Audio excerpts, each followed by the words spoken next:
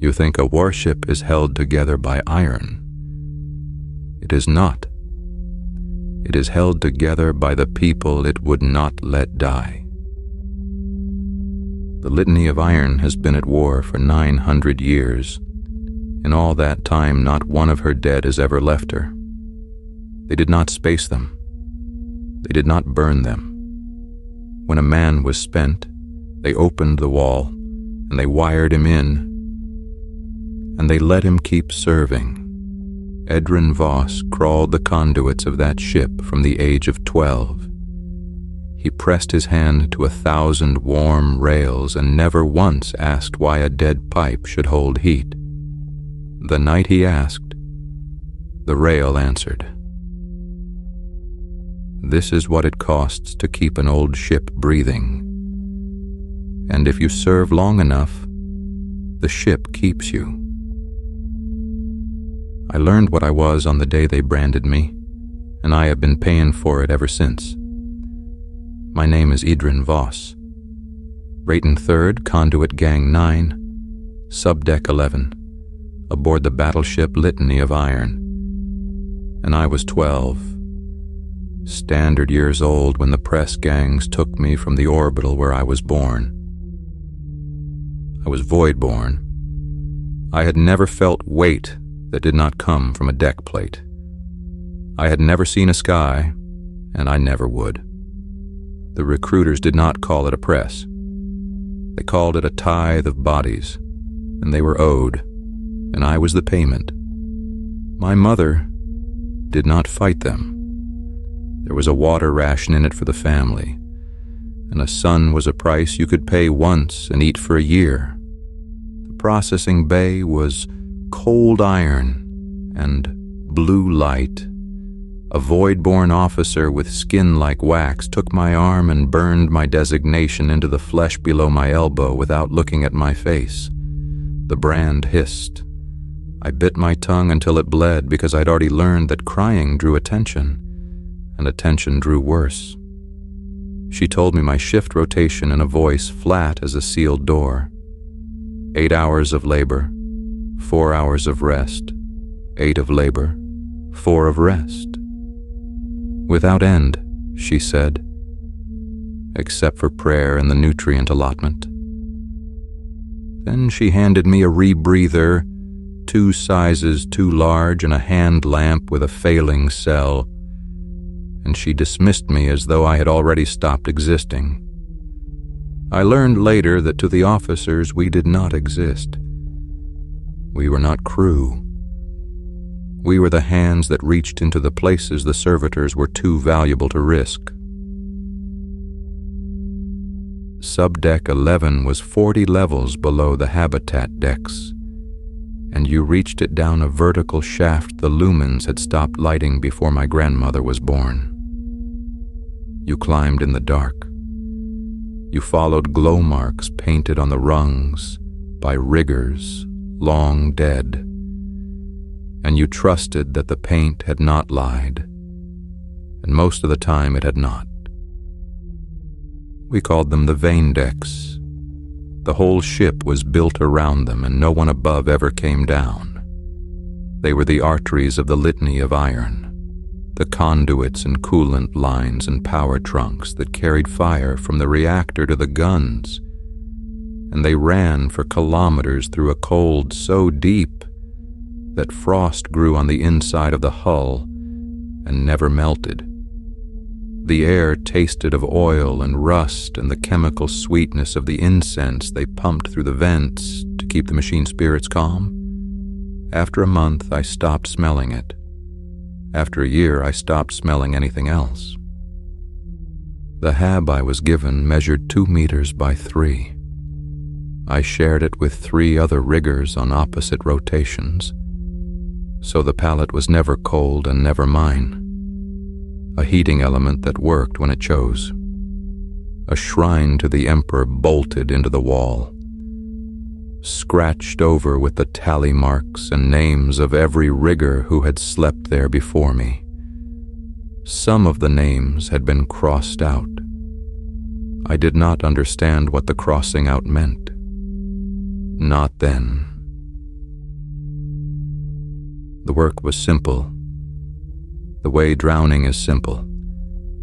A klaxon sounded through the decks, one long note swallowed by iron, and I rose and pulled on coveralls stiff with another man's dried sweat and took up my lamp and my tools and went into the conduits. Rigger's whole life is spent in spaces built for pipes and not for men.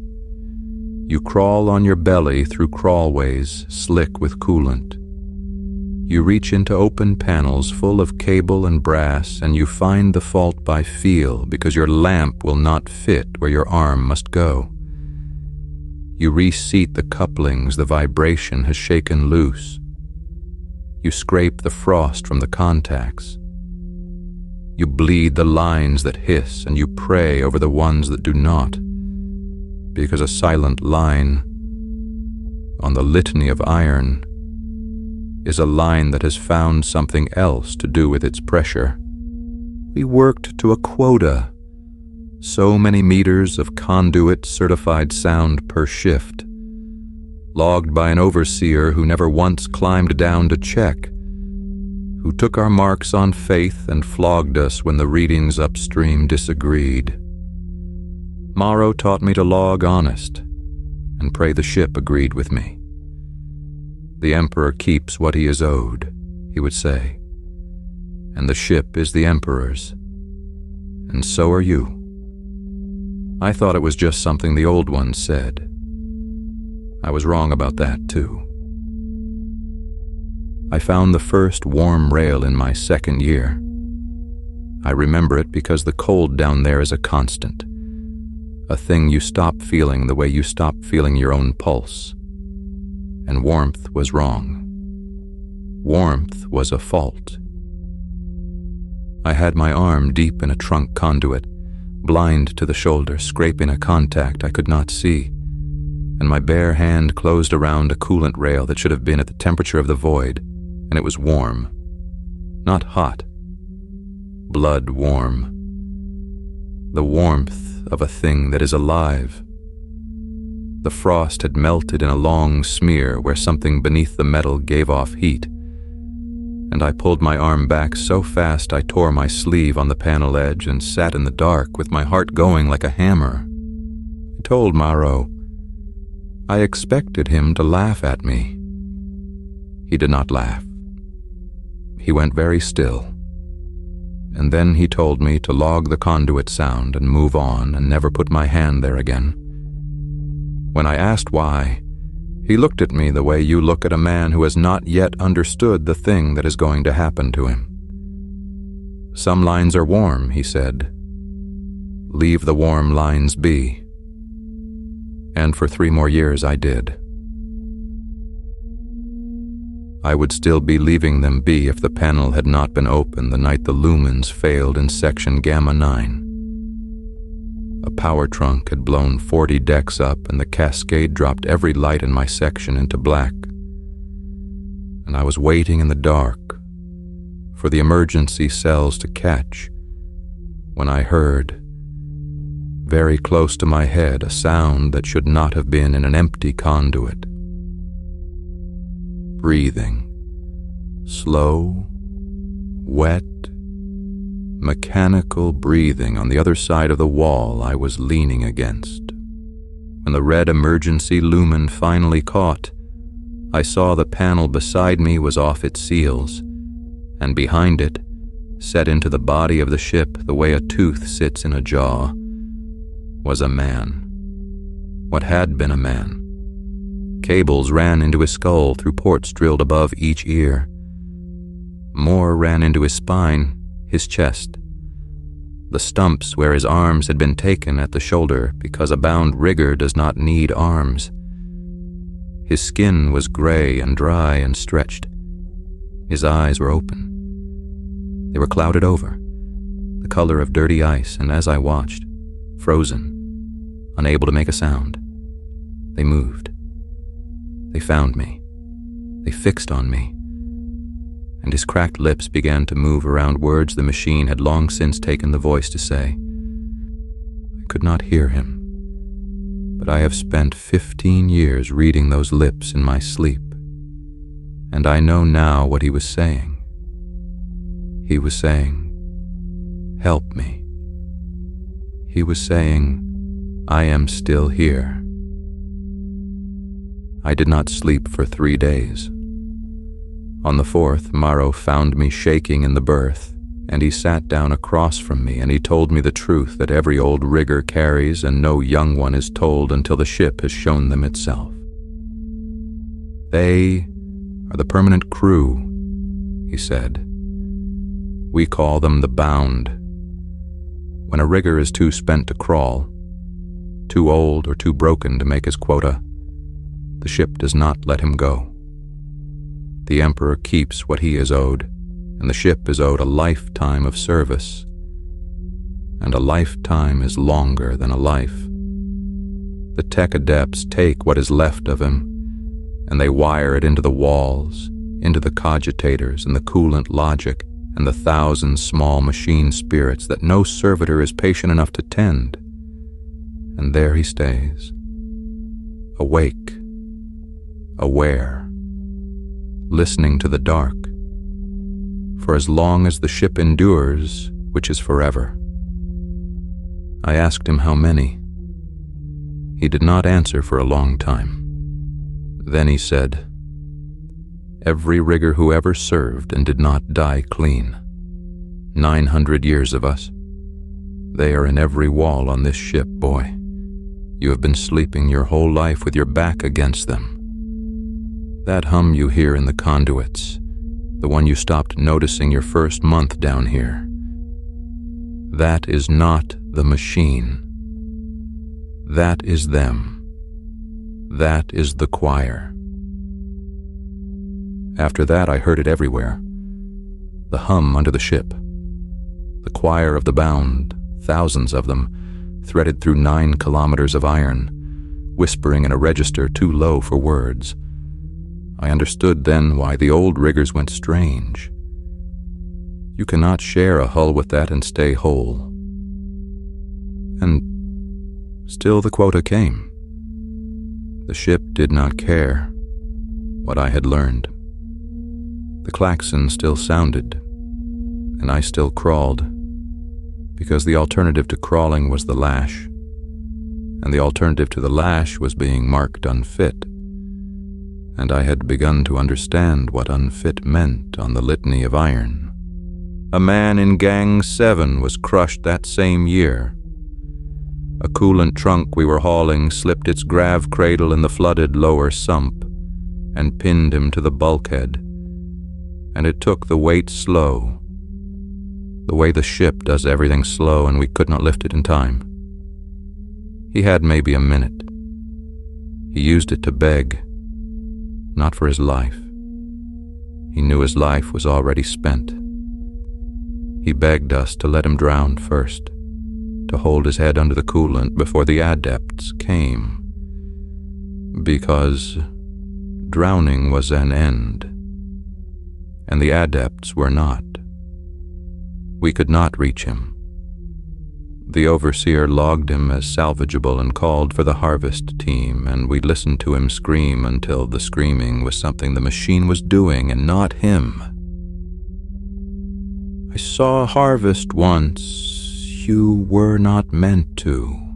The binding chambers are sealed, marked in high Gothic that promises the Emperor's mercy to those carried through, and the riggers learn to be elsewhere when the red robes come down with their grav beers and their censers. But I was trapped in a crawlway above the chamber the day they brought the Gang 7 man through, and through a grill in the deck I watched them work. He was not dead. That is the thing I have never been able to put down. The binding does not wait for death.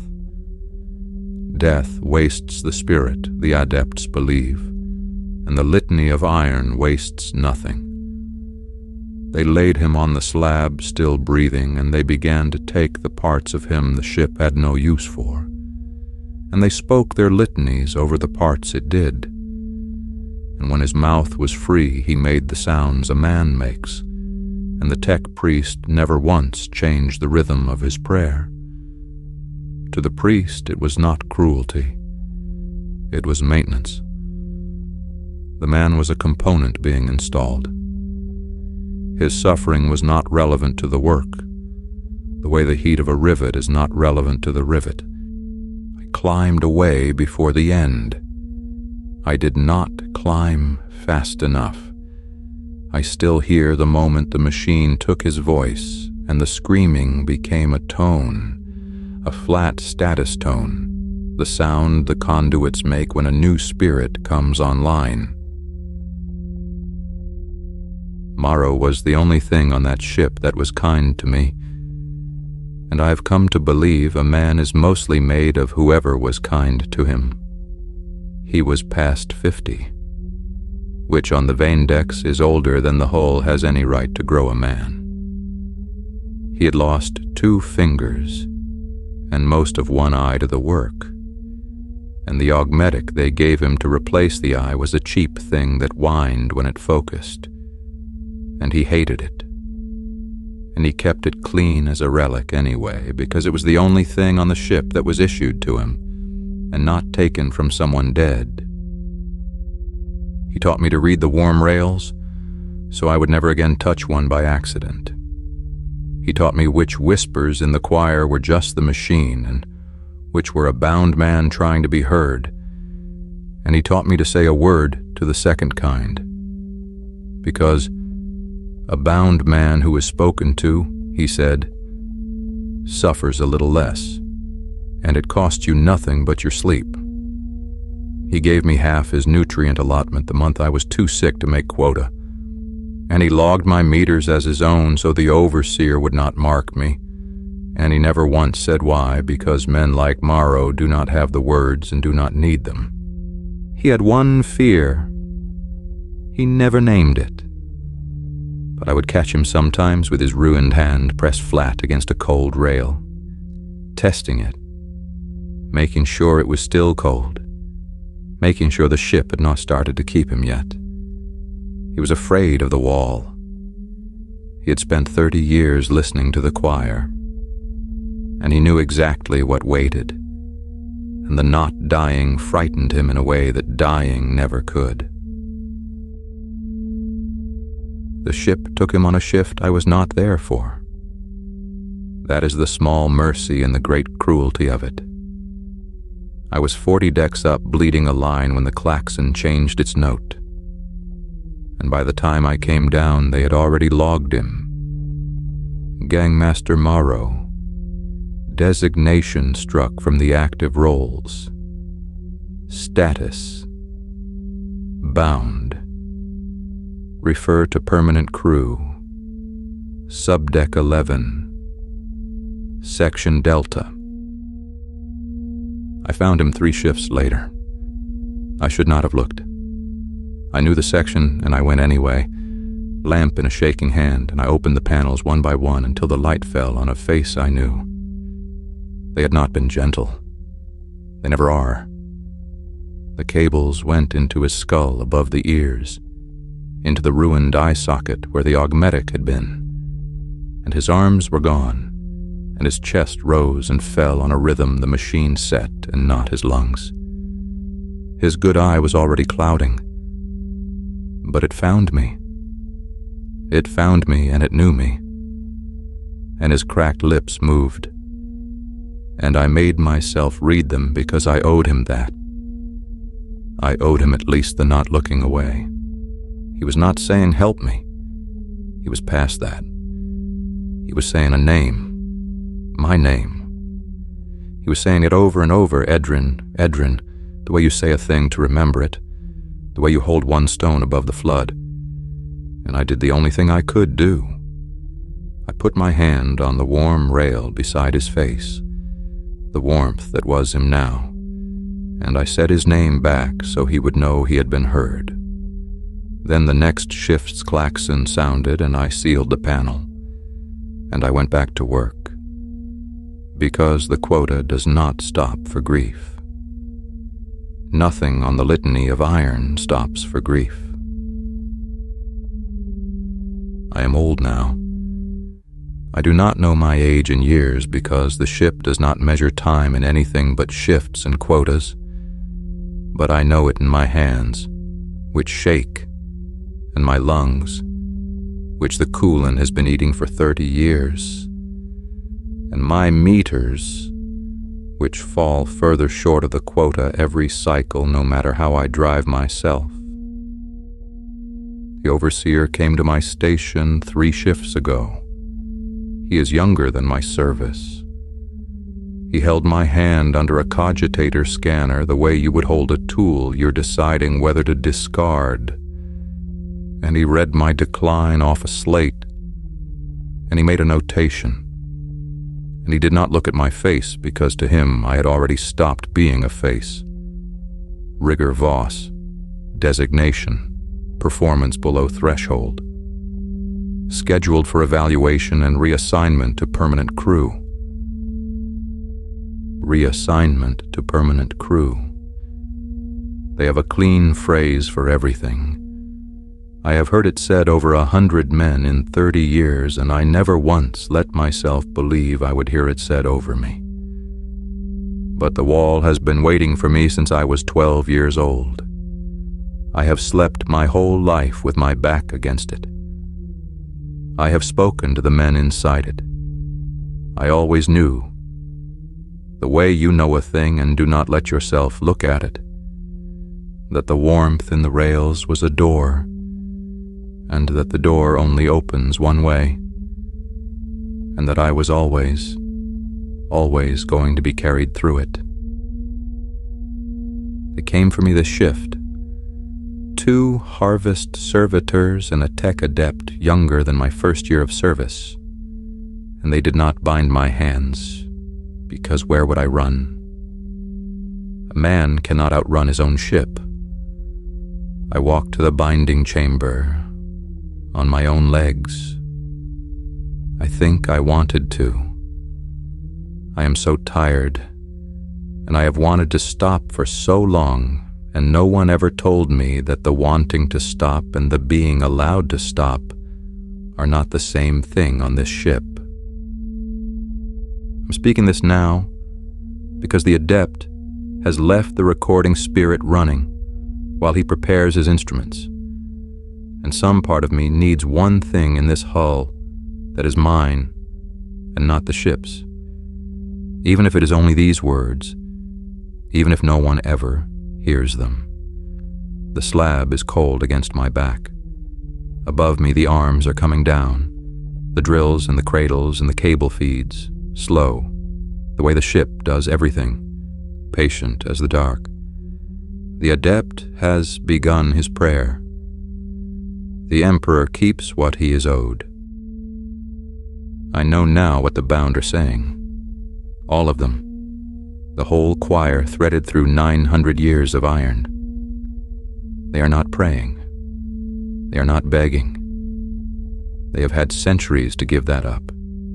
They are only saying the last true thing a man has left when everything else has been taken and wired into a wall. I'm still here. I am still here. I am still here. The cables are warm against my skull. Soon I will be a warmth in a rail that some frightened boy will touch by accident in the dark and snatch his hand back and never understand. I hope he has a morrow. I hope someone tells him to say a word to the warm lines. It costs nothing but your sleep, and we have nothing else down here to give each other. The hum is rising to take me. It is not the machine. It was never the machine. It is the choir, and they are making room, and they are singing me in.